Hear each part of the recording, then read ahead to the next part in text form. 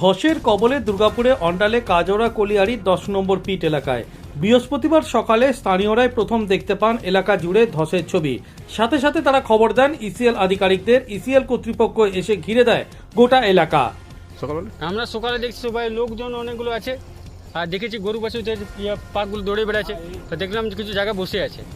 আমি দৌড়ে এসে দেখেছি পাক এখানে চিচিমেন্ট করে না, কিন্তু গর্তের মধ্যে যেসব দেখছি হালকা ছিল, মোটামুটি ওই 4 ফুট পর্যন্ত 5 ফুট, ওই মোটামুটি তোমার হচ্ছে 8টা-9টার সময় আমরা দেখেছি। তোমাদের ভয় লাগছে না? ভয় তো লাগছে, কিন্তু কী করা যায়। এটা কি ছিল আগে? আগে তো এইগুলো মাঠ ছিল, বাড়িবেলা আছে, বাড়ি চাষ করতে ওরা সাইডে আছে। বালি প্যাকিং ঠিকমতো না করাতে এই বিপত্তি বাধে প্রতিবার।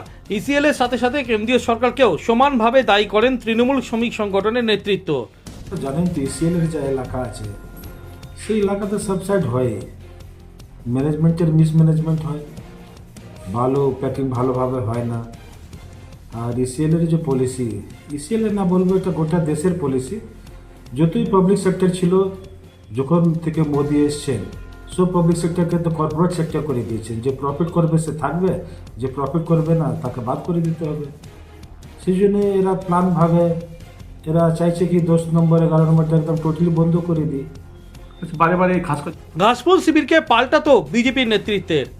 দেখুন, আজকে অন্ডালের কাজরাতে যে ধস নেমেছে, আমরা মনে করি এটা একটা প্রাকৃতিক বিপর্যয়, এবং তাও আমরা এটার তদন্ত করে দেখব কেন বারবার এইসব ইসিএল এলাকায় এরকম ধস নামছে।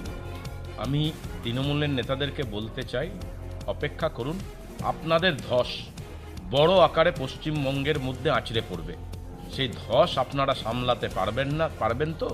এটা অপেক্ষা করুন, আপনাদের বড় ধস, তৃণমূলের দলের ধস খুব শীঘ্রই নামছে।